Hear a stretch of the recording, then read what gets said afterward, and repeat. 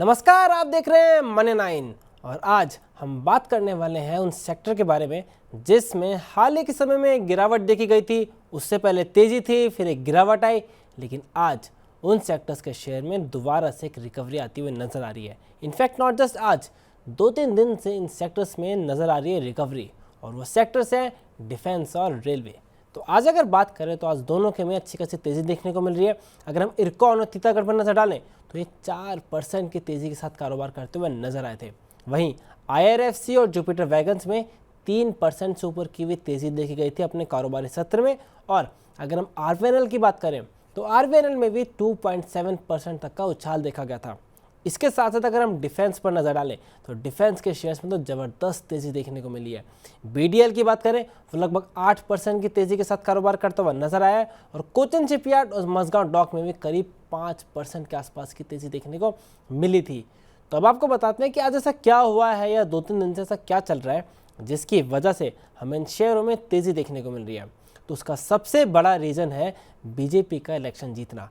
BJP जब महाराष्ट्र में election जीती है तो उसके बाद दोबारा एक सेंटीमेंट सुधरता हुआ नजर आया। उसकी वजह ये है कि ऐसा माना जा रहा है क्योंकि इलेक्शंस खत्म हो गए, साइड में हो गए, तो उसके बाद सरकार का दोबारा फोकस होता है कैपिटल एक्सपेंडिचर पर, और जो कैपिटल एक्सपेंडिचर प्लान कर रहे हैं उसे एग्जीक्यूट करते हुए नजर आएंगे। और इस साल के लिए सरकार ने अच्छा खासा कैपिटल एक्सपेंडिचर को एलोकेट करा है। बजट में सरकार ने कहा था कि 11.11 लाख करोड़ जो है वो कैपिटल एक्सपेंडिचर पर खर्च होंगे, जिसमें सारे इंफ्रास्ट्रक्चर रिलेटेड कारोबार हैं और सब कुछ है। लेकिन स्पेसिफिकली अगर हम रेलवे पर नजर डालें तो रेलवे के लिए भी 2.26 लाख करोड़ खर्च होगा कैपेक्स में, यानी रेलवे को इंफ्रास्ट्रक्चर को इम्प्रूव करने के लिए। और वो क्यों किया जाएगा? इससे आपको इंफ्रास्ट्रक्चर को सुधारना है, सिक्योरिटी को इम्प्रूव करना है, सिस्टम को इम्प्रूव करना है, और जो इंडिया के पूरे रेलवे सिस्टम है उसे वर्ल्ड क्लास बनाना है, विश्व स्तरीय बनाने के लिए खर्चा किया जाएगा। इसलिए इतने सेक्टर को लेकर उम्मीद बनी हुई है। उसी के साथ अगर डिफेंस की बात करें तो डिफेंस के लिए भी सिर्फ कैपेक्स पर 1.72 लाख करोड़ खर्च होगा, और उसमें अराउंड 1.05 लाख जो है वो डोमेस्टिक प्रोक्योरमेंट होगा, यानी डोमेस्टिक इंडियन कंपनीज को इसके लिए ऑर्डर्स दिए जाएंगे। यानी सिंपल सी बात है, उन्हें ऑर्डर मिलेंगे, उनके बड़े बड़े ऑर्डर आएंगे। ऑर्डर्स मिलने के साथ साथ उनके जो है अच्छी कमाई देखने को मिलेगी, उनका प्रॉफिट भी इंप्रूव होते हुए नजर आएंगे। तो ये वजह है कि जब दोबारा खर्चा होगा इन कंपनियों को ऑर्डर मिलेंगे तो रेवेन्यू बढ़ेंगे, प्रॉफिट बढ़ेंगे, उनके शेयर प्राइस में भी हम तेज़ी देखने की उम्मीद कर सकते हैं।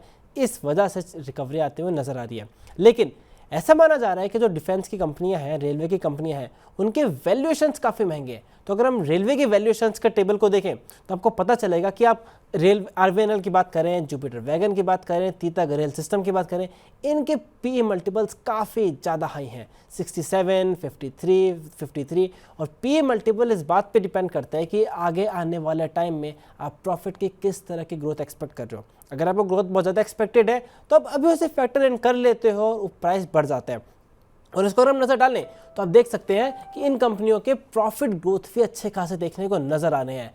RVNL की बात करें, जुपिटर वैगन की बात करें तो सबके देखिए, तीतागढ़ रेलवे सिस्टम के देखिए, पिछले 3 साल में जो इनके प्रॉफिट है वो 158%, 83% के कैगर से बढ़ते हुए नजर आए हैं।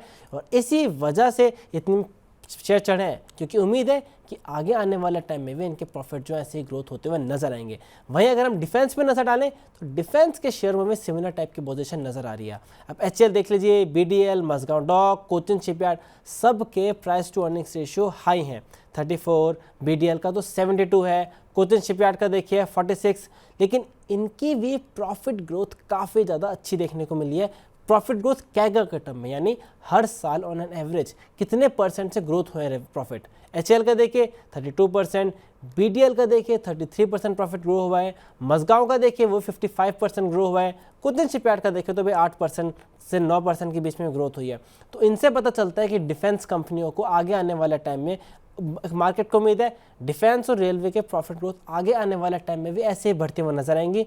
उन सब बातों का भी फैक्टर इन कर लिया गया है और वो प्राइस में रिफ्लेक्ट होते हुए नजर आ रही हैं। और इसीलिए एक्सपर्ट्स को लग रहा है कि भले ही शेयर में रिकवरी हो या फिर आगे ऑर्डर मिले या करेक्शन भी आए रिसेंट टाइम में, उसके बाद भी अभी की पिक्चर देखें तो ये खरीदारी का समय नहीं है। अंशुल जैन जो है उनका मानना है कि अभी नई खरीदारी नहीं करनी चाहिए। इनफैक्ट अगर आपके पास शेयर्स भी हैं तो जहां मौका मिले रैली पर सेल करते हुए नजर आए। तो हमने आपको पूरा सिनेरियो बताया कि रेलवे में क्या चल रहा है, बढ़ने के फैक्टर्स क्या हैं, उनके वैल्यूएशंस कैसे हैं, प्रॉफिट ग्रोथ कैसी है जो वैल्यूएशन को डिटरमाइन करता है, और फिर हमने आपको बताया है कि अंशुल जैन का इस बारे में क्या कहना है। तो ऐसे सेक्टर के बारे में, शेयर्स के बारे में खबरें जानने के लिए मनी 9 के साथ बने रहिए।